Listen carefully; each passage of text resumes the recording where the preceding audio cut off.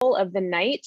This will go from 7 to 8, and at 8 o'clock, we're going to make time just to answer a handful of questions, at which point we'll direct you, you just click the mute button off, and then you can ask your question. Or what's most likely is we will be opening up the chat function. You'll see at the very bottom of the screen, there's a place where you can write, you can click chat. And as soon as you do that, on the right-hand side of your screen, there's an opportunity where you can write down whatever questions come to mind. We're not going to be answering those until 8 o'clock, but if you want to know anything that's throughout the night, go ahead and put it there. We'll probably pick a few of those questions and then we'll transition over. And then if we have time, you can also ask your questions live, but that's the best place for your questions. And I do commit to ending promptly at 8:15, and the program portion will be over at 8. Of course, like any mission trip, we would ask for your grace. You never know when you're working in a technical way, how the tech is going to go. So we have already prayed this up and trust that it will work well. But give us grace. If not, if you do have any questions, if you're having a problem with Zoom in any way, again, you can go to the chat function. My colleague Nathan Donaldson will be able to answer any of your questions if you are having a hard time. So go ahead and put it there. He's also putting right now in the Zoom link his cell phone number that you can call him directly. And then more than anything else, just setting the stage for this night. Every single time that we're serving, when we leave for a mission experience, whether that's here locally or whether we're someplace around the world, one of the things that's most important is just to ready our hearts. And so as we listen tonight, this isn't just, a fun thing to do on a Tuesday night. This is an opportunity for us to learn what God is doing right here through this ministry partner. You might, throughout this evening, just kind of listen to this informationally, and this is something that you can be armed with to share with your friends about. You might encounter a homeless individual or a veteran and find that this is a practical way for you to say, do you know that this resource exists for you? This might also be something that the Holy Spirit stirs in your heart in a way that you can be praying for this ministry and for all those who are moving from homelessness or out of homelessness into this new reality. And finally, our hope and prayer is that maybe some of you even want to serve with this ministry. There's millions of opportunities, or maybe not millions, but a lot that you can serve. You're going to be hearing about those at the end of the night. So we just invite you to be prayerfully paying attention to how the Holy Spirit stirs you throughout this night. And with that, I've invited my dear friend Cheryl Thompson to open up our night in prayer. I'll be introducing who she is a little later in the call, but Cheryl, would you please open us up in prayer? I will.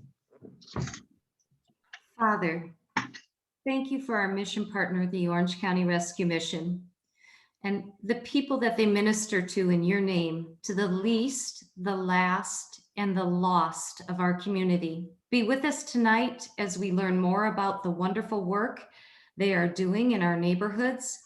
And thank you that we are allowed to gather as your church. Inspire us to join them as your hands and feet and heart in our communities. In Jesus' name, amen. Amen. Amen. Amen. Hold on, someone else is trying to get in. Okay. Well, thank you, Cheryl. And it is now my great joy and pleasure to introduce my friend, our treasured ministry partner, and the president of Orange County Rescue Mission, Jim Palmer. So Hello. Welcome, Jim. So glad you're here. We thought a really fun way to begin this night. You're going to hear all about the Orange County Rescue Mission, but I think it'd be really fun since we've got Jim with us just to hear a little bit about you. So Jim, tell us a little about who you are, how long you've been with the Orange County Rescue Mission, and go for it. Sure. So I was born and raised down in Newport Beach, just right down near the Back Bay, and grew up there in East Bluff. And at the age of 14, found myself in a situation where I was trying to help a young boy and his mother who had become homeless. And so that calling came pretty quick. I knew that it was some kind of calling. I wasn't sure who it was coming from until I received Christ at the age of 18. And then it all instantly sort of made sense what was going on in my life. I've actually been doing this work almost my entire life. I joined a nonprofit board at 18, became its executive director at 19 and a half. and have now been at the Orange County Rescue Mission for 29 years. Amazing. So you're kind of one of those people who's not like deeply committed. Yeah. No, seriously, Jim, that's amazing. That is so long. And I love that your longevity and the view that you have allows you to inform the ministry that you're a part of and you have done such an incredible job serving Christ and serving this community. Your reputation precedes you, and what a joy. So, the Orange County Rescue Mission has 12 different campuses, each with kind of a little bit of a different focus. And we are going to begin our tour by going to the Village of Hope. So with that, check out this video. Welcome to the Orange County Rescue Mission's Village of Hope. The Village of Hope is a faith-based emergency and transitional living facility for homeless men, women, and children. The Village of Hope is the most comprehensive facility for homeless men, women, and children in the country. It offers an entire continuum of services from outreach to independent living. As you will see, the Village of Hope does not look like a homeless shelter. It has the appearance of a college campus. We believe that if you want to restore hearts and lives, we must surround those that we help with hope and beauty. While in the program, each homeless man, woman, and child that lives on campus is referred to as a student. Students share rooms that contain beds, dressers, desks, and a full bathroom. In the first 6 to 8 months of the program, students are given volunteer work assignments. These work assignments can vary from working in the kitchen to maintaining the grounds, working in our donation warehouse,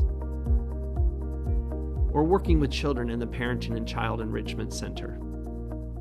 While in the program, students are provided with 3 meals a day. All meals are served in our cafeteria here on campus. Students who work in the restaurant-style kitchen prepare and serve the food to each of those in the program. They also prepare the food we use to serve those in our homeless ministry on the streets of Orange County, which include our Chili Mobile that serves all throughout Orange County. The Parenting Enrichment Center is where practical, biblical, and heart-based training is provided for parents.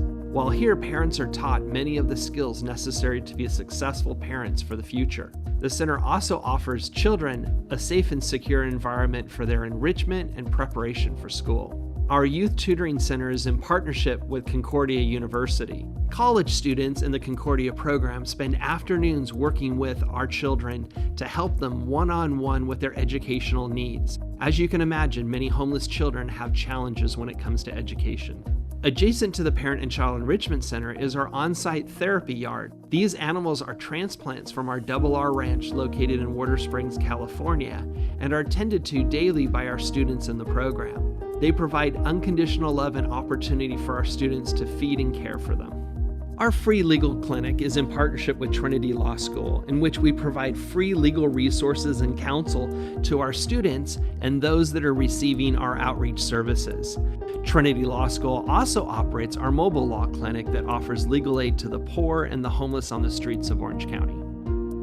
All of our donations of food, clothing, and other in-kind items come through the Village of Hope through our donation drop-off area.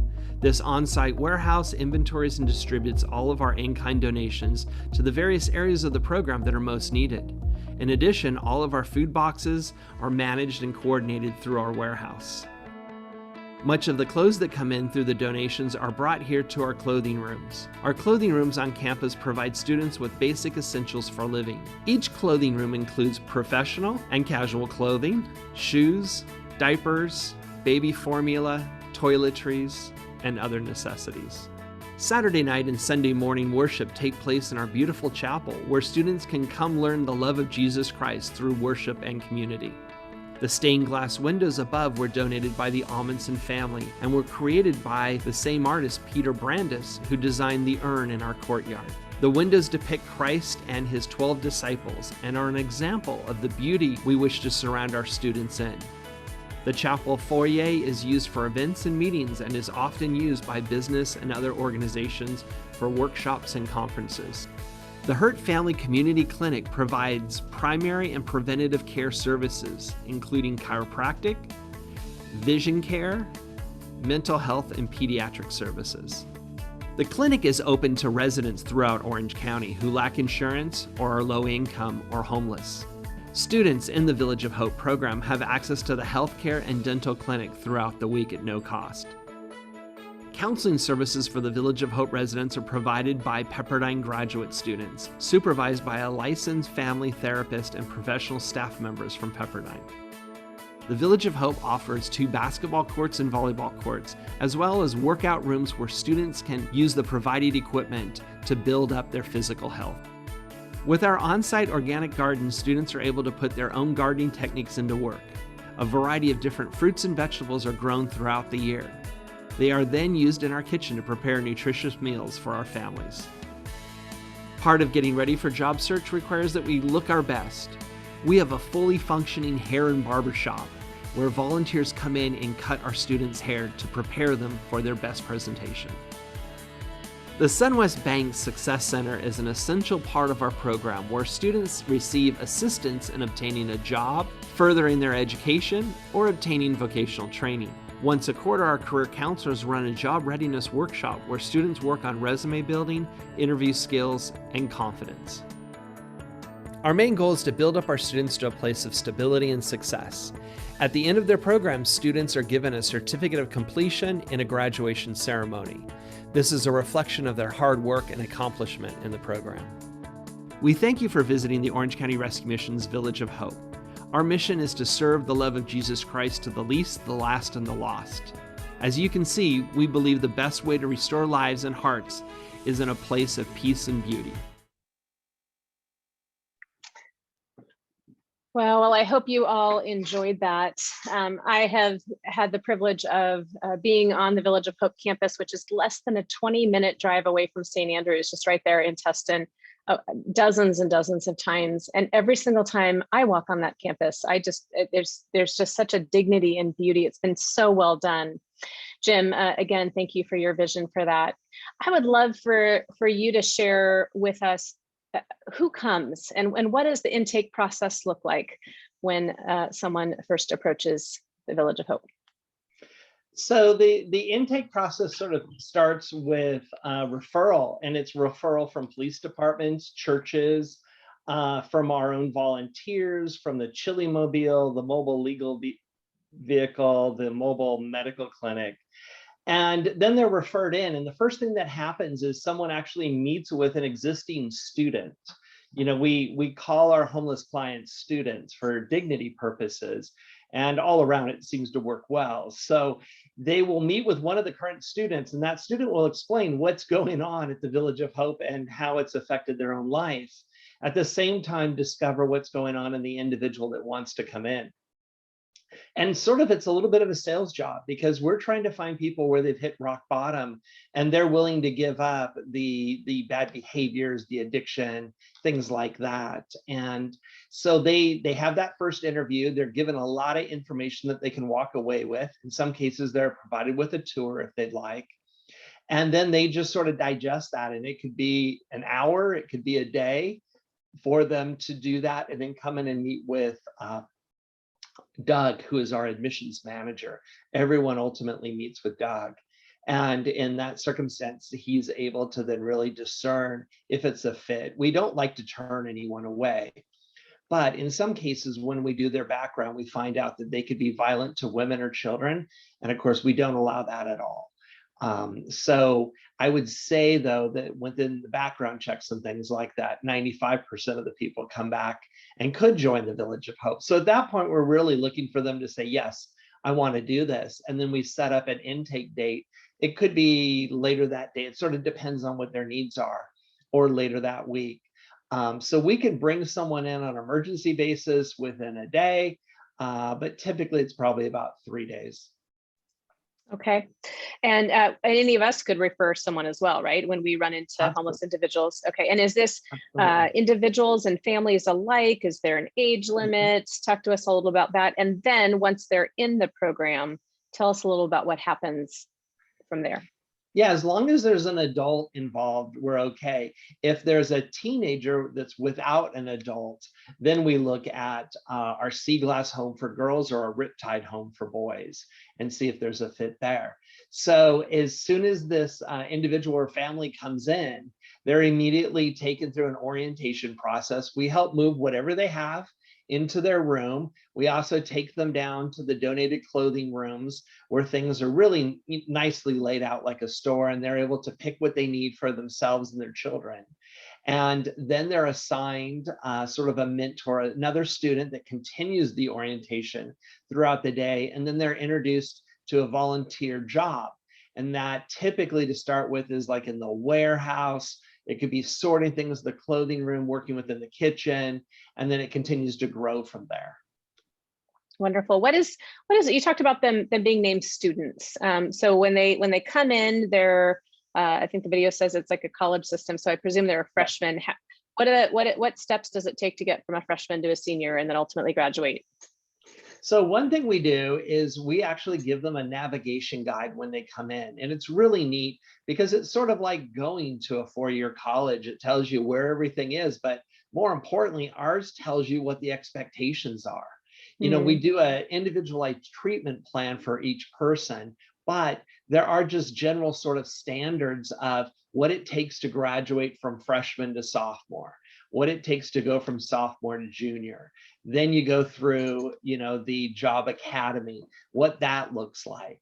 And so we do set out right in front of them what those benchmarks look like, but it's very individualized. It could take someone 18 months or 2 years to get through it. Wow. Or in some cases, we've had young moms with 4 kids and they have not worked outside the house. So they haven't really had a career, nor were they expecting to have a career outside of raising the kids at that point of their life. And we've had situations where we've had them for like 4 years because we've had to help with so many different aspects of that challenge. Wow, it's amazing. I love that you have that you really care for the whole family so that when they come in, you've got their kids are taken care of and getting educated in a way, and the parents are being equipped for really to move chronically out of homelessness. So I love that. How many students do you have with you right now? And what's your youngest and what's your oldest, do you know? Well, yeah. So, you know, we have capacity of about 600 students on all the different campuses. But right now at the Village of Hope, it's low. Because of COVID, we found some interesting challenges. So right now, I think out of the 265 we can have on site, we're at just under 200. Okay, wow.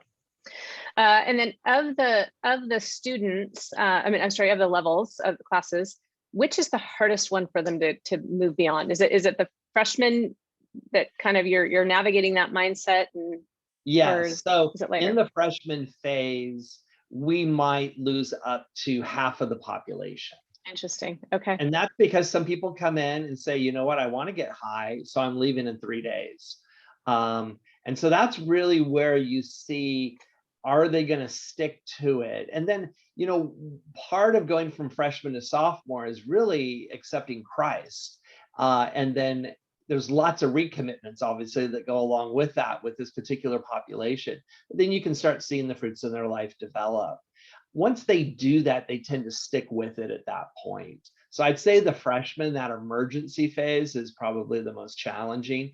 And it's the most challenging for the case manager because they're dealing with all of, just when they think they've got everyone wrangled in, here comes the next 3 people that, you know, start it up again. Nice. Wow. Well, that makes sense. I think anytime we, at least that's been my experience, if I'm trying to make a major change in my own life, it requires sacrifice, it's painful. So it makes sense that there's kind of a 50% recidivism rate. Wow, can't get that word out. Anyway, there you go. That was what I was looking for. And they can come back 90 days later as long as they didn't do anything horrible on the way out. And we do see that happen. Interesting. Awesome. I love that there's that grace period and that they know what they're leaving and what they're coming back to. So I'm glad to hear that people take advantage of that. Well, now I want to take a little bit of a look at the homelessness, at what homelessness looks like in Orange County.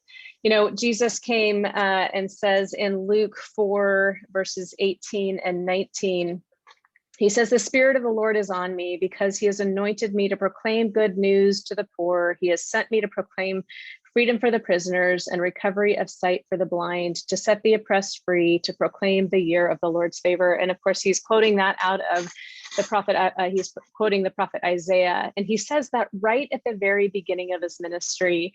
And we as followers of Jesus Christ are called to follow in his footsteps and care for those on the margins of society. And so keep that in mind as we take a look at our next video here. Homelessness started off for me in 2015. Me and my wife, we lost our place. I came from a drug addiction, and I struggled with that for 16 years. Hi, my name's Dan, and my story starts when I was in the Navy, and I was a Navy CB, construction battalion. And when I got out of the military, I found myself in culture shock, and I found myself struggling. Many people ask me, what are we going to do about the homeless problem? Ironically, I don't think it's really a homeless problem. It's a problem of drug and alcohol addiction. It's a problem with mental illness situations. We have broken families, divorce, sex trafficking. Those are the challenges that create what we see as homelessness, but it's those core needs that people have in brokenness that need to be treated first. I found myself drinking and drugging, and I found myself living on the cement, living on the street itself. Me and my daughter ended up renting a room that was filled with trash and drug paraphernalia and crazy people. I felt like less of a man because I couldn't take care of my wife and my kid. I couldn't give them their own place. Trying to make an environment safe for your family is just almost impossible. It's demoralizing. It's just depressing. I mean, you don't see hope. My name is Jim Palmer, and I have been blessed to be the president of the Orange County Rescue Mission for the last 26 years.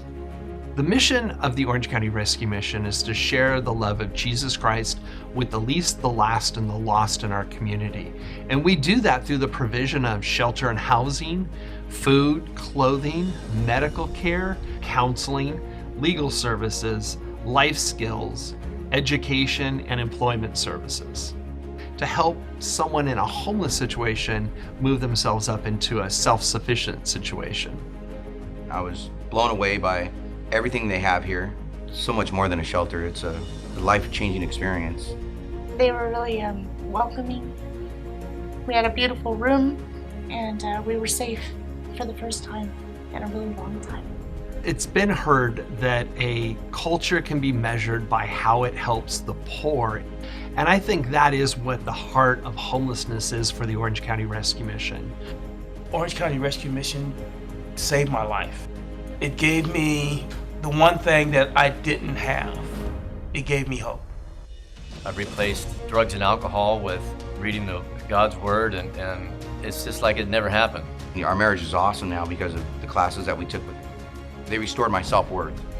Our goal is to get the heart of the situation, to basically open up our hearts to others and minister to them with the idea of giving them a hand up and not just a handout.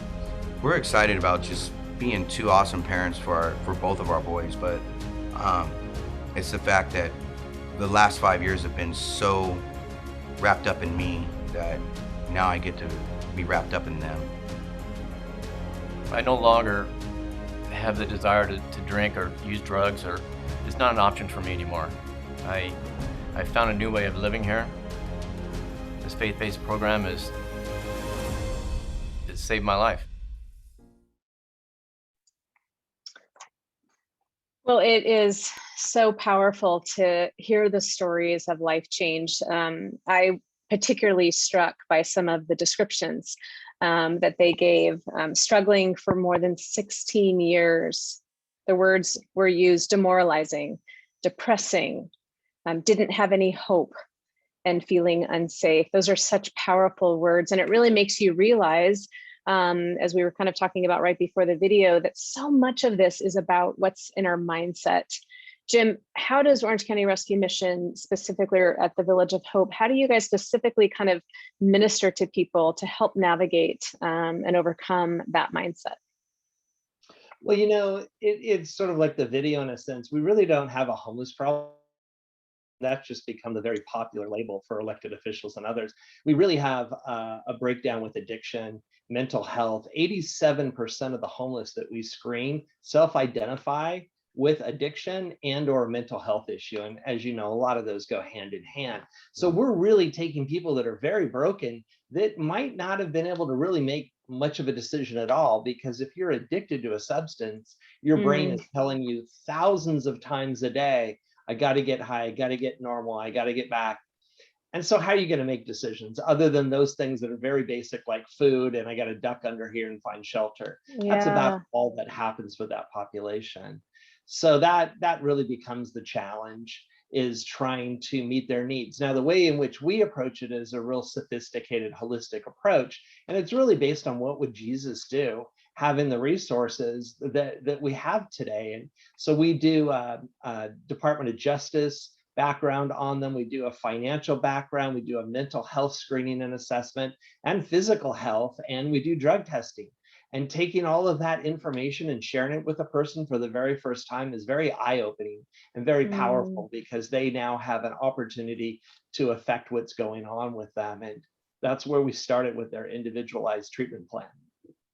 Wow, I love that. And I love that Christ is so at the center of your ministry. And I also thought it was so insightful and moves me to be more deeply compassionate, to understand that when you are battling mental illness, you are battling drugs, that your brain is sending you messages that you don't even know. Many of them aren't even equipped to understand that. So, hey, do you have any clue how many homeless individuals do we have right here in Orange County?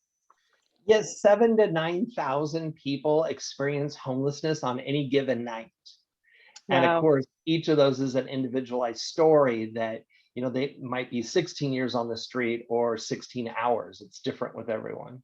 Wow, that's a lot.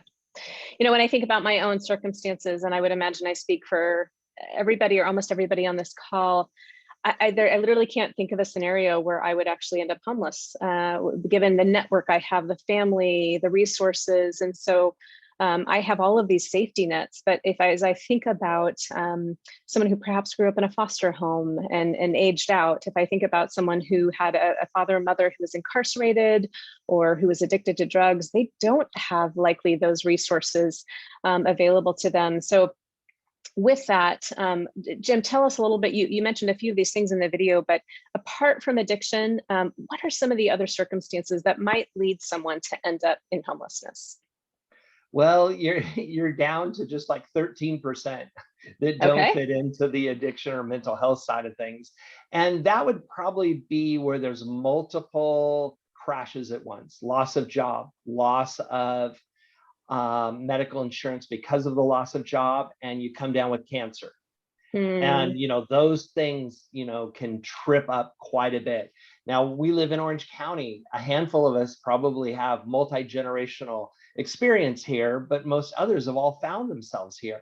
So it's not like we live in Oklahoma City and there's 6 generations behind us and lots of cousins around to help us. We're somewhat isolated from that cases. Yeah. That's good. You'd mentioned in the video, even divorce, you know, the kind of the breadwinner has a job and then all of a sudden they don't. And the spouse or divorce happens and the spouse is left with the kids and left high and dry. And, you know, you just can't imagine those situations. And of course, I appreciate the statistic on that. The scenarios that I was mentioning before with foster youth and those with less safety measures, it makes sense that many of them would end up in addiction again. That's all that they've ever known. That's what they've been taught. So it is just generational. Yeah, foster youth are really interesting because, you know, I've fostered 9 kids and adopted 4. So have a little bit of experience in that area. But the kids that we reach out to that age out of the group home, they see themselves escaping jail. And so the last thing they're going to do is join a program. So for anywhere from 2 to 6 years, they're going to, what they call it, couch surfing. They're going to surf on friends' couches or wherever they can go until they hit a rock bottom. And usually they hit the rock bottom because the drugs are reintroduced. They're self-medicating against what they're feeling. Sure. Gosh, it stirs so much in me just hearing about the circumstances that would lead to that. And yeah, thank you. Jim, for being someone who's cared well for the orphans. That's in addition to your biological children as well. So thank you for being such a father figure to so many. What are some of the misconceptions that people have about homelessness, Jim? Well, in regards to us, the biggest misconception is they think the homeless have to be Christians to come to our program. And we always chuckle because people coming to our program have no religion. In fact, whatever they grew up in, they're anti that, because obviously in their mind it didn't work. Whatever their parents had, they're probably anti that. So we don't have people coming in, and it's frustrating because we're always up against this. No matter what county group or I'm working with or how sophisticated, they're like, well, it's just for Christians, right? So that's one of the huge myths that's out there. Another is that we just need to provide them housing. And it's called Housing First, and it's a huge national movement. Now, sooner or later, it will hit the wall because the premise is if you give someone an apartment, they're no longer homeless. But if 87% have addiction issues, so they did this in Salt Lake City. They took all the homeless off the streets and they put them in apartments. And guess what went up statistically was overdose and suicide. They were used to living in community and now they were isolated. Wow. And no one was there to call when they overdosed, where normally a friend would call 911. And so you have to be careful with some of these approaches, but I'd say those are the big ones. Okay. I've also heard, I've personally known some homeless people who've said they actually would not want to get off the streets. If given the option to find permanent housing and be given consistent food, do you have any sense for how many other homeless people either want to be out of homelessness or don't want to be?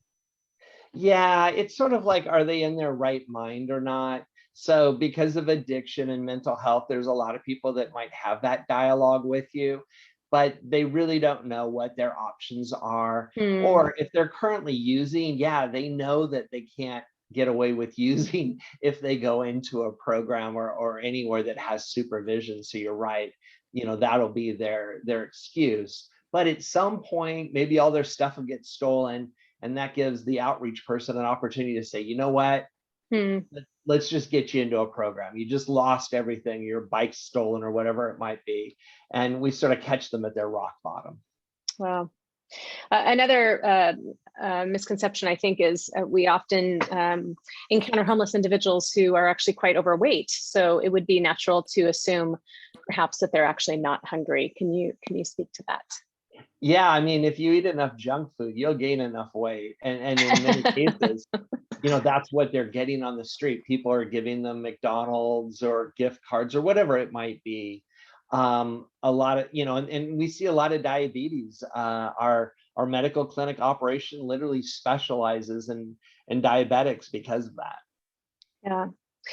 Okay, so every single one of us has had likely multiple experiences when we are, whether we're in our car and we stop at the stoplight and there's someone standing on a corner and they're holding up a sign, or their whole family is holding up a sign, or we walk by an individual on the street, they're asking for money. Tell us a little bit about how you would respond to that and what you think about giving money to homeless individuals. Well, my personal experience is that they're making a lot of money and they're not homeless. And that's what I find in the Tustin area, where I live. We called it like, ATM money. Everyone hands them a $20 bill because that's what they get from the ATM. And so I suggest to people that they get involved in a group like the Rescue Mission, something local that they know and trust is a ministry that's ministering to the homeless, and make their investment there versus handing the money out on the street. Now, I do get some moms that say, hey, but my kids are in the car. I want to be a good example. I feel the Lord telling me I should do something. And so what I suggest at that point is they put together little handout kits. Like with a 1-gallon Ziploc bag, you put a bottle of water, you put some socks, a protein bar, but most importantly, print out the map to the rescue mission and stick it in there. But even with that, I have to say, you got to be really careful, because as you read in the paper, because of the mental health and the addiction, people do not act normal out on the street. And so you want to be really careful. You want to really hear from God that you're supposed to put yourself in that situation before you approach somebody. Yeah, that's good. Well, I think the key there, as we are followers of Jesus Christ, is to always listen for the promptings of the Spirit. I've walked past people before and thought, oh, I'm not going to stop. And the Spirit says, no, you're going to turn around right now. Sometimes just looking them in the eyes and asking, what's your name? What's your story? Is the most dignifying thing you can do. And so I think that's a Spirit-led process. I actually had some homeless friends back when I was living in LA. There was a group of us, mostly not me, but a whole bunch of my friends.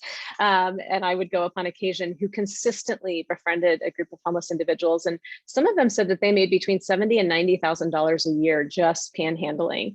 That was really eye-opening to me. And I think, as you have mentioned, addiction being such a big deal, when we give money, I've been with friends who are like, oh, let me give you $20, let me give you $50. In many cases, I think you'd said 80-something%, there's addiction there. And actually what you think is helping them and having compassion is actually fueling an addiction. And I think that's really important for us to know. I've also been... It's a good point, because, you know, we had talked earlier about occupancy at the Village of Hope. It's low right now. It's because of COVID. It's because of the CARE Act. Homeless were put up in motels. They were also given unemployment dollars, even though they hadn't been employed. And so all of a sudden they have ATM cards with $15,000 on it. They have a nice hotel room, but it gets worse because they're addicted.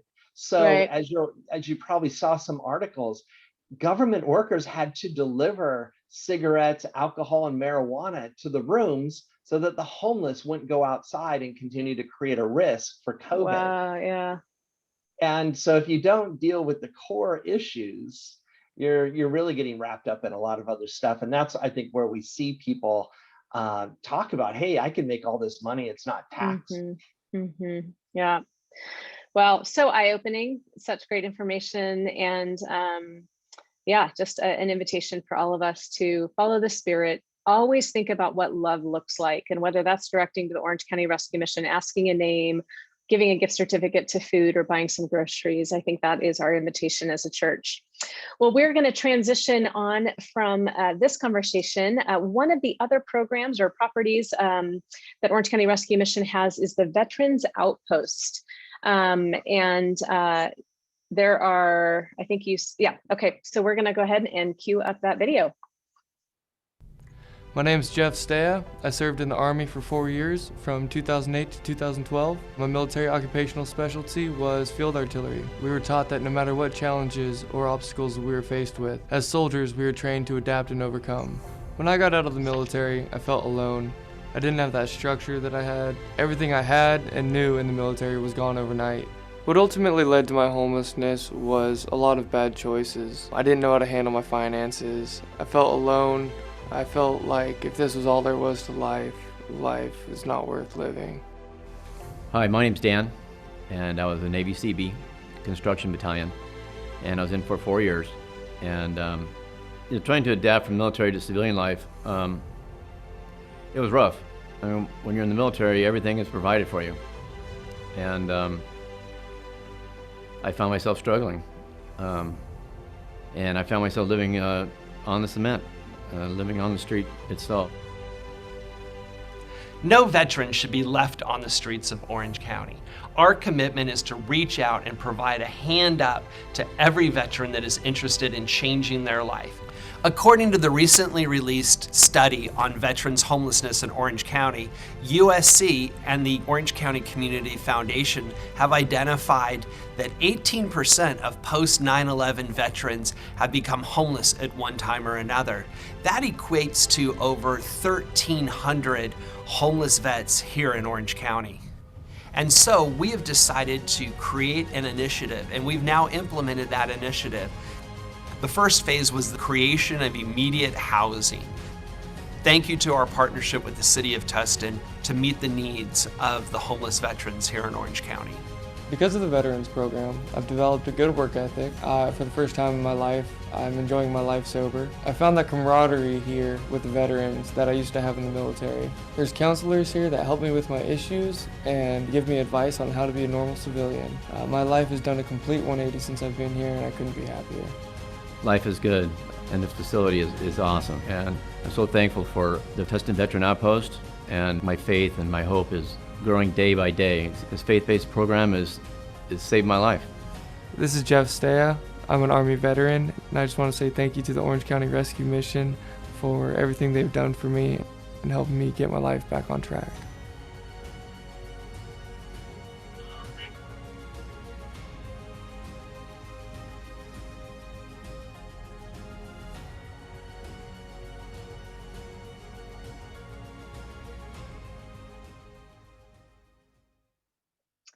Well, I am so grateful that you guys are involved with veterans and have taken the time to care for them. These incredible men and women who give their lives and sacrifice on behalf of our country, both those who've seen combat and not coming back, particularly from combat, would be so disorienting.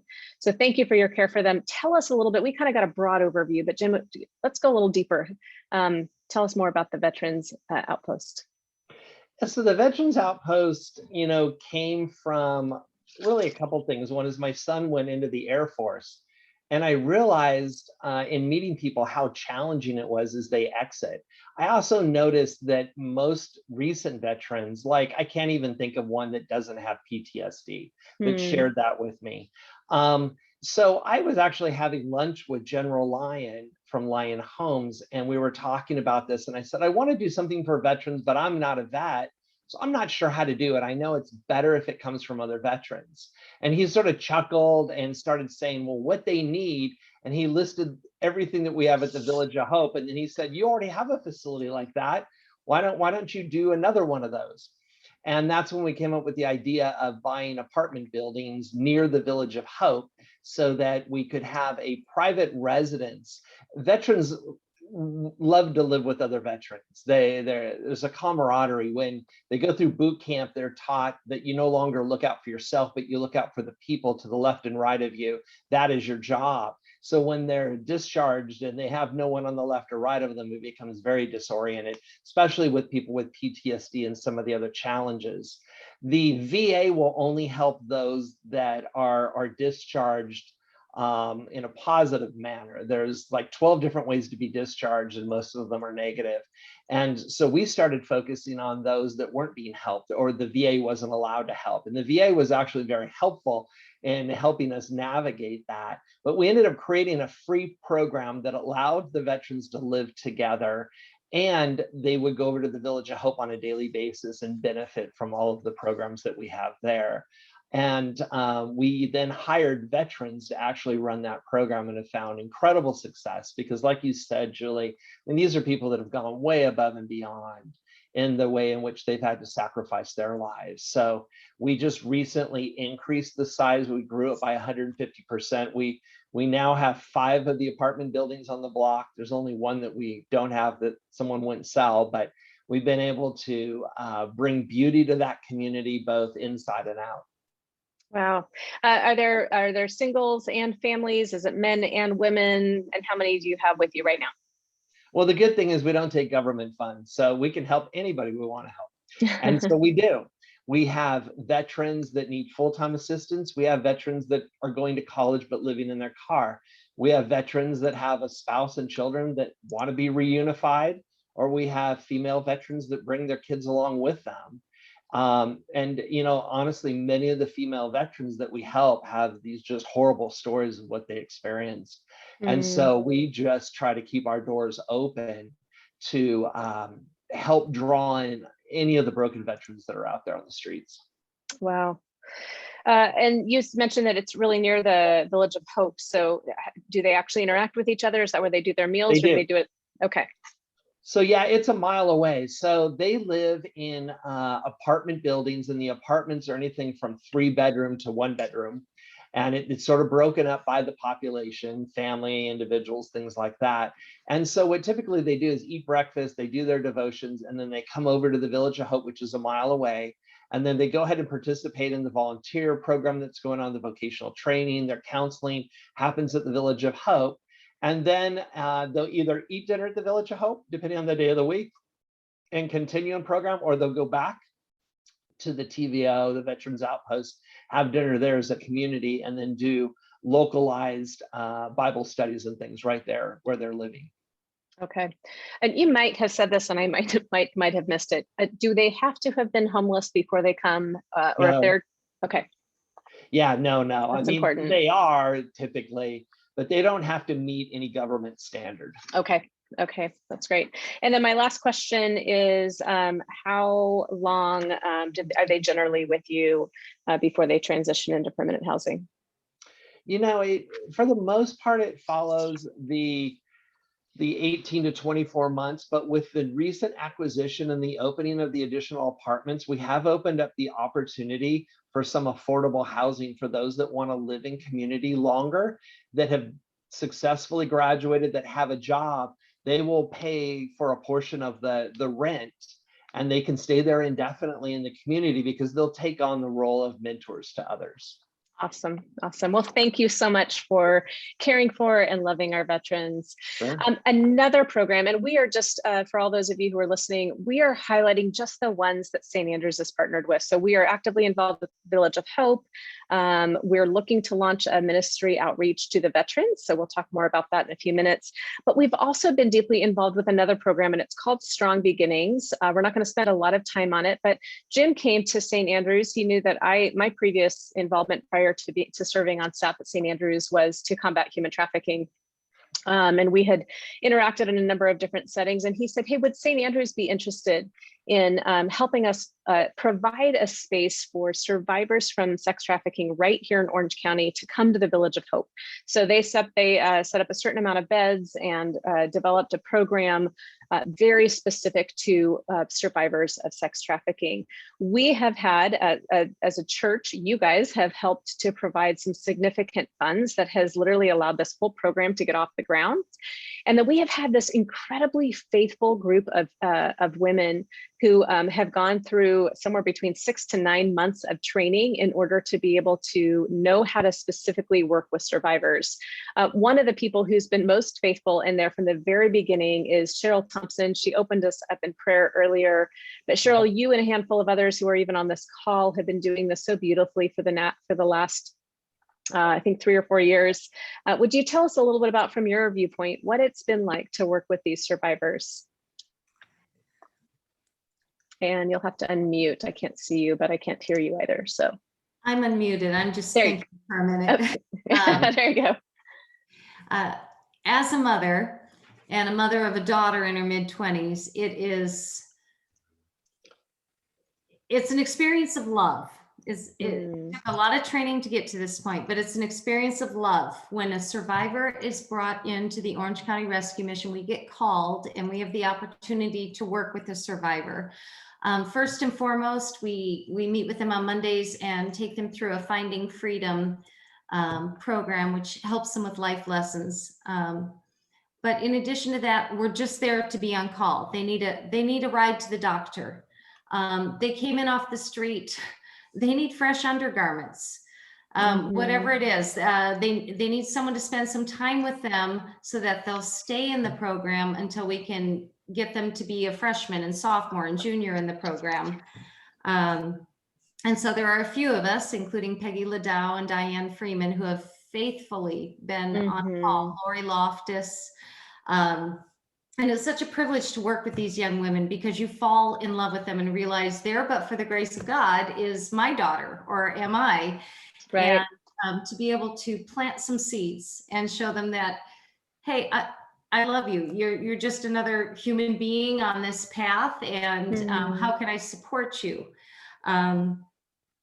It's heartbreaking, but I wouldn't miss it for the world.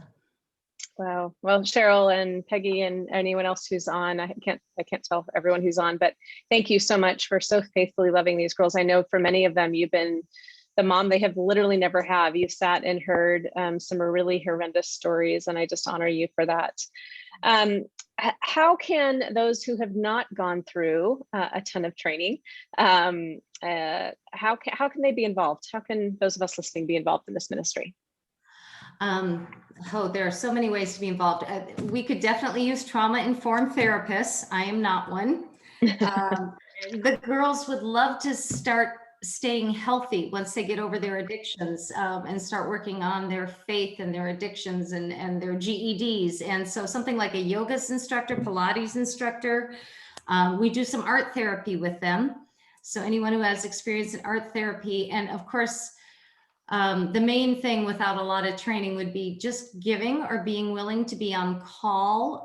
You can't really give them rides or take them anywhere without a full-on background check and some experience with them. But gosh, sometimes they come in with so little and they have a need. And so if you could be someone they could call and say, hey, sometime in the next 24 hours, could you get this person, fill in the blank? It could be, some clean garments or something they had to leave on the street to be safe at the Orange County Rescue Mission. That would be a wonderful way that people could help. In addition to prayer, because so many of them, as Jim mentioned, may not be fully developed in their faith, or they might be of a different faith. And we are trying so hard to show them the love of Jesus and encourage them to stay with it, stay with the program. Yeah. Well, and who should they contact, Cheryl? Should they contact the Serve Department, or what's the best way if they're interested in being involved in that? The Serve Department would be the way to go. Then they could direct them to specifically based on what they are able to give, what they're wanting to give. We could figure it out from there. So that would be a great way to help. Great. We'll put that email address in the chat box for you all. Well, thanks, Cheryl.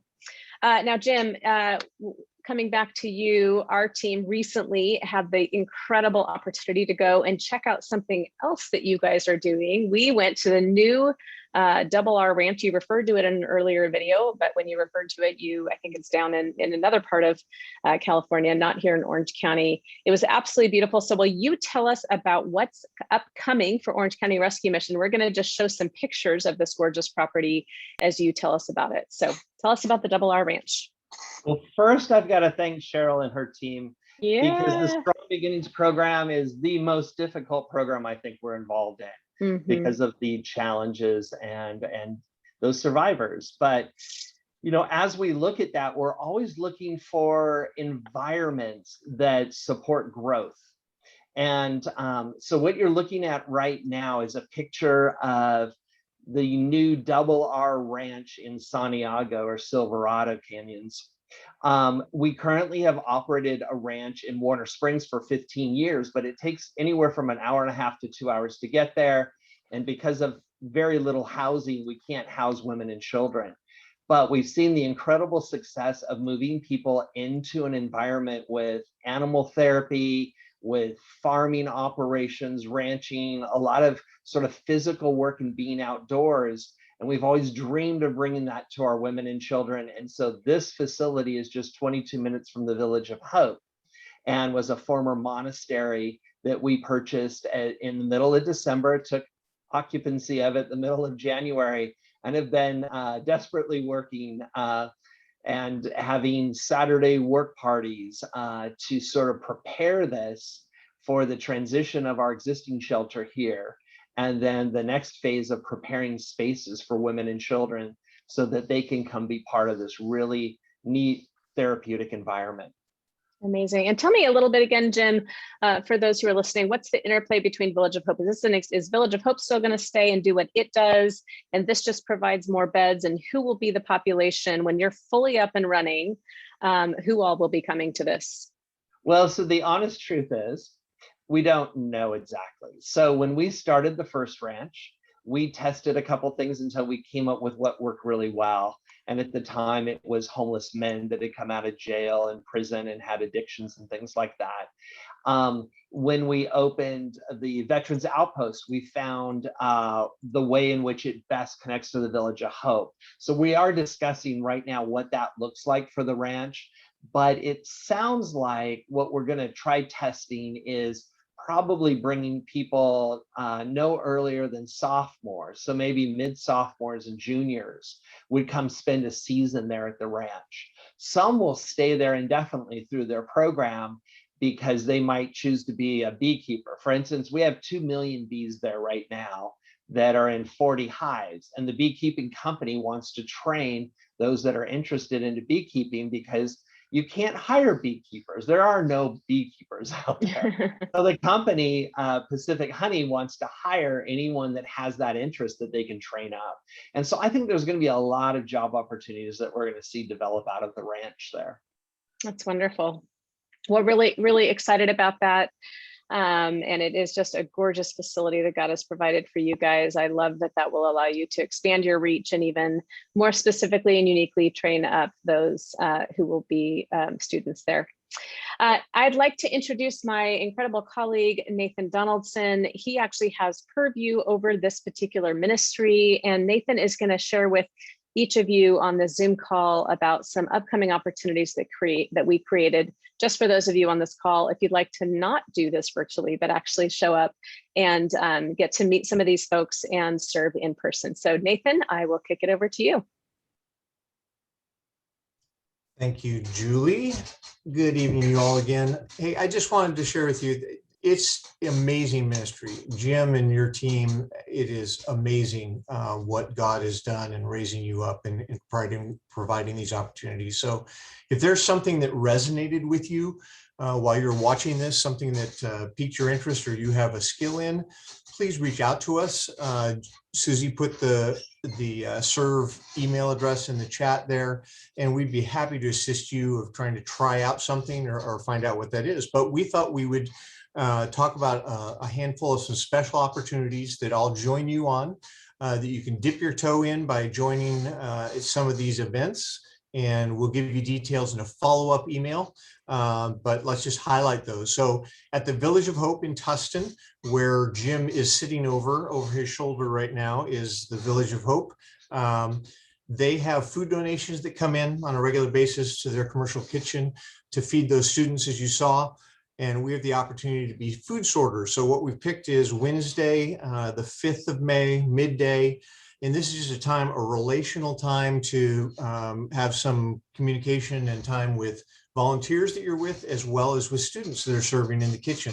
And I just want to highlight, this is really what we want to do. We love that there are tasks and things, but we really want to engage. We want to have them affect us and us affect others, and be involved with each other's lives. Another great opportunity is to love on being, if you love being with infants or toddlers. So we kind of picked this one. It's the Parent and Child Enrichment Center. They just need volunteers that could read and play games with toddlers and infants while their parents are off at classes or Bible studies. So we're picking in 2 weeks on Wednesday, the 12th of May. And again, we'll give you details of that later. It's a morning event. And then, as we talked about, this Tustin Veterans Outpost at the apartments there, we would love if you are a veteran or you know a veteran, and we'd love to have you come alongside other vets out of homeless, or they're in college, getting their college degrees. And we'd love to start this new event. We're going to have a pizza night, and it may have some other portions to it too, but we'll do a pizza night on May the 14th that evening. That is a Friday. And again, you just need to get in touch with me and we can arrange for that. And then one other event that has happened before COVID and is just starting up again, many of you may know of or may not, it's Chili Serve. So the chili van from Orange County Rescue Mission has been going to Costa Mesa over on Newport Boulevard. And every month they serve a meal on a Saturday night, and it's the last Saturday of each month. It just started this last Saturday and will continue in May and on. And that is a great way to establish relationships with people that you can come in monthly and get to know them, and maybe do some other things that might engage some relationships there as well. And then we did talk about the Double R Ranch in Silverado. It's about 30 minutes from church here, not that far away. And there are all kinds of projects that Jim mentioned, and we saw in those pictures as well, from gardening to repair to all kinds of things. I'm sure Jim could find, if you have a skill, I'm sure he could find a place for you. But if you're wanting to get involved with that, please reach out as we try and help them as they transform that place into a working place that God is going to use in new ways. So some great opportunities. Love that you would join us and be involved with Orange County Rescue Mission if this is something that you feel God is putting on your heart. Thank you so much, Nathan. Well, it is 8:01 as promised. We're ending, well, 1 minute late, but there's some great questions in the chat. I want to just take the opportunity in case anyone's going to slip off early, just to say thank you so much for coming. Jim, we honor you for your work, for your faithfulness. You have impacted thousands and thousands of lives, and we know that you're continuing to do so as you remain faithful to that which God has called you to. So I do hope and pray for everyone who is listening tonight that you did have a prompt from the Spirit, whether it's a reminder to pray, whether it opens your eyes to the reality of homelessness and the situations for our veterans around us, or for those who've been trafficked, that what a privilege it is to walk in the feet of Jesus and serve like him. So with that, let me close us in prayer, and then we'll take a few questions. So Lord Jesus, I thank you for this incredible ministry. We thank you for how it represents your heart. We thank you. We know that you would be the one on the front line, that you would be looking each and every homeless individual in the eyes, holding their face, treasuring them, not looking at the things they do or don't do, or looking at their behavior. You would go straight to the heart. You would know what their deepest longings are, and you would meet them in that place. And so, Lord, for Jim and for his staff and for all those who are part of the rescue mission, their 12 programs, I pray that you would continue equipping them and giving them your heart to be able to go right to the core of the issue of each human being, that we would see even more lives restored in your name. Thank you for this new opportunity to expand and purchase the R Ranch. And Lord, for every person who's on this call tonight, I just ask that you would, that this evening would serve as just a stepping stone to something else, be it to pray or to serve or to even point a homeless neighbor in this direction. So Father, we just thank you for this time and for the faithfulness of this ministry. Thank you for the Church of St. Andrews and the privilege we have to be partnered with ministries like the Orange County Rescue Mission. We pray all of these things in your name. Amen. Amen. Well, I'm going to just tackle a couple of these questions here. We will again end promptly at 8:15, but the first one that I see is, do you partner with Orange County businesses to help place graduates in paying jobs? So Jim, can you speak to that? Yeah, we sure do. And in many cases, it's because a volunteer like yourself has gotten involved. I know that John Patterson, for instance, has hired, I think, 4 or 5 of our graduates. Mm-hmm. So it tends to follow the donors and the volunteers. I love that. So local business owners can absolutely say, hey, I'd love to hire these people who sometimes have records and other things and don't have the same chances. That's really good for us to know. What circumstances have caused the lower residency rate at this time? I think you spoke to that, but I'd love to circle back around to that. The incredible amount of welfare that's been done through the CARE program. Right. And some poor decisions, I think, within California have really led to it. That will change at some point. When the guarantees on rentals and things like that disappear, we'll probably have an onslaught of people looking for help. Okay. Another question from Bob is, what is the most effective way to help people get off of drugs? Oh, that's easy. It's Jesus. So what happens is our team is very skilled with this. So as they're doing the screening, they identify if it's something that they can do cold turkey on site with us. If it's something that, for instance, long-term alcoholism, you can die by all of a sudden stop drinking. So we will work with the different medical institutions to do a medical detox with them. So it really depends on what their needs are, but it literally comes down to their commitment and understanding the love of Christ and what that means in their life and making that decision of not using every day. And of course, we create sober living environments that are 100% sober. We use drug sniffing dogs, we breathalyze everyone, we background everyone. So we create very clean environments that they can make that choice. I love that. Well, I put as my new, I don't know if any of you noticed my Zoom background earlier. That was the dining hall at the Village of Hope, but I now just put up the chili van. One of the things I didn't get to ask you earlier, what are the, outside of the programs, how does the rescue mission go out into the homeless communities? I know one of them is through the chili van, is that right? Yeah, it's grown a lot. It used to be me, my kids, and food boxes under the bridges. But yeah, we now have a couple chili vans that go out. And this is something that's run by volunteers. We prepare the chili, stock up the van with everything it needs, and then a church volunteer will pick it up and then meet church members at a location. We have Christian motorcycle clubs that do that, all different types of groups. It's also an opportunity, and I think this is something that John Patterson was doing, is you can't find volunteer opportunities for teenagers too often. Everyone puts these restrictions of 18. Well, we don't do that because I got a calling at 14. So I'm certainly going to allow any young person that wants to do this kind of work to do it. So this is a great opportunity for the younger people. We then have a mobile legal clinic that I built, and Trinity Law School provides a professor and students that go out in the mobile legal vehicle to provide legal services on the street.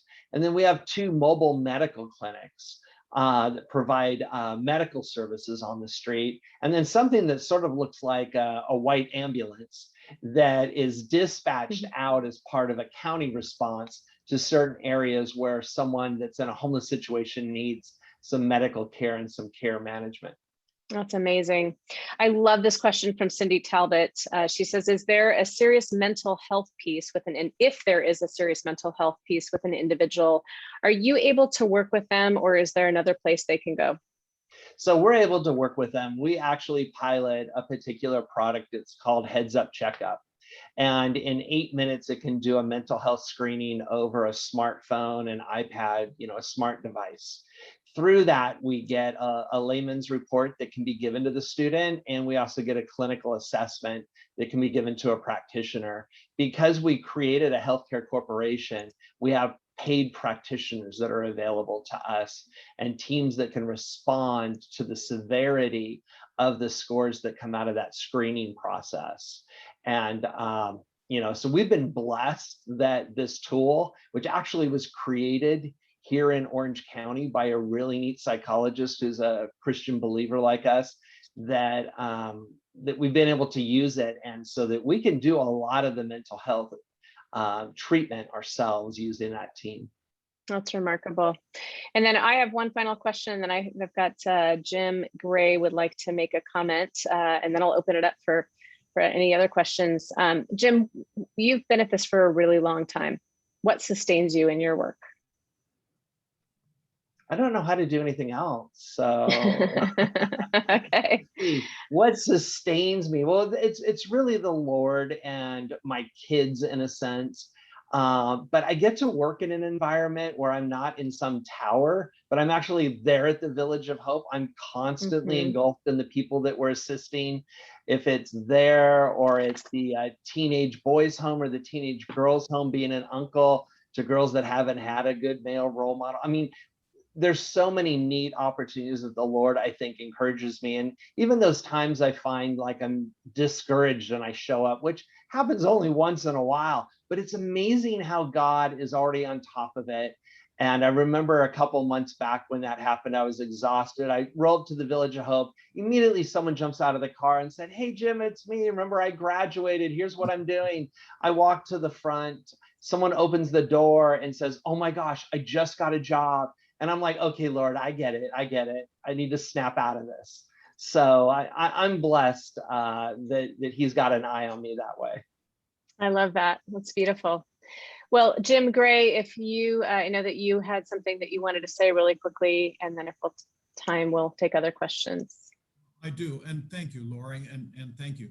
I can tell everybody here, about 4 or 5 years ago, I took a tour of the Orange County Rescue Mission. Jim sponsored it. And I tell people publicly, you give me an unlimited expense account, I could not replicate what they are doing here.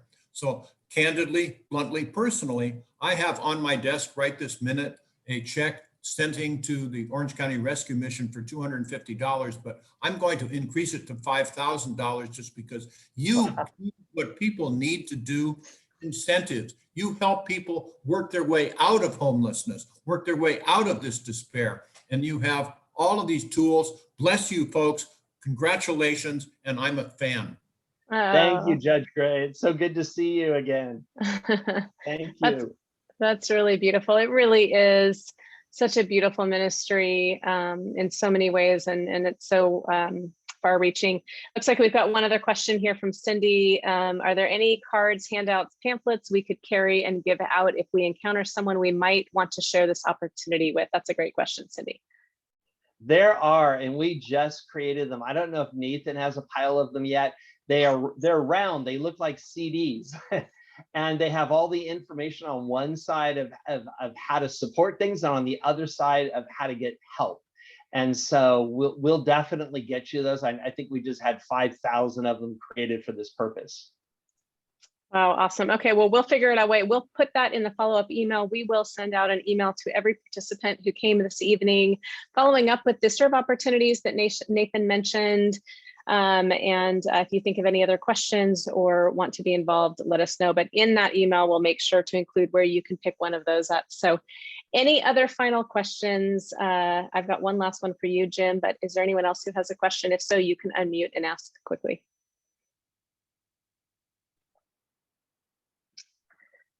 Julie, I don't have a question, but I would suggest that the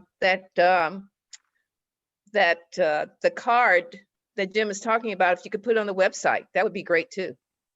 Okay, yeah. Yeah. That's a great idea.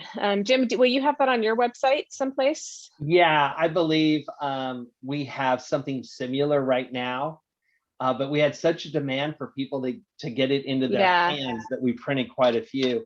But we do have on the website, I'm looking it up right now, a section that says programs. And it says, I need help. And we give very specifics on how people can plug in. We've got, flyers that can be printed out, forms, all of those good things are right there on the website.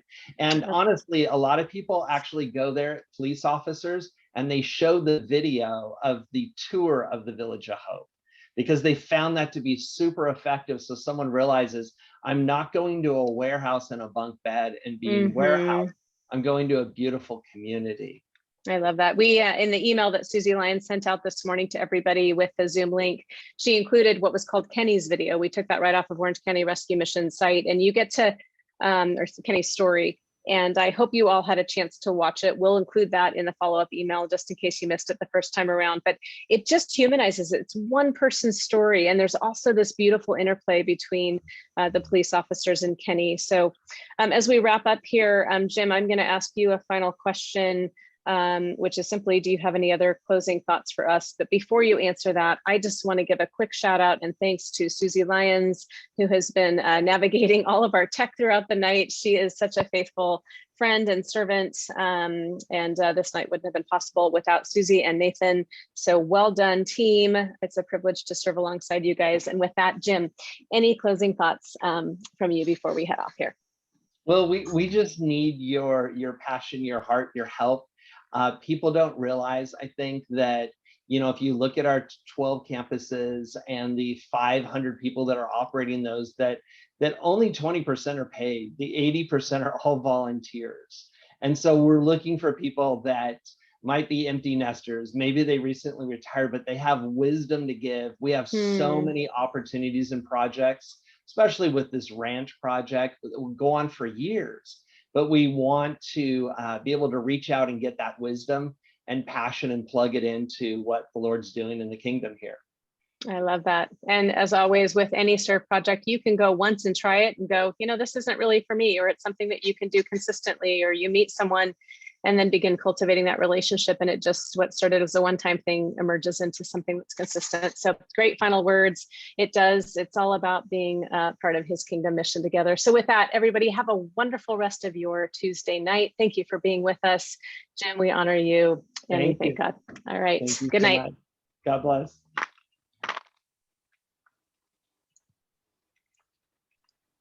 Good night, everybody. Thank you so much for being with us. Great to be together. Good night, all.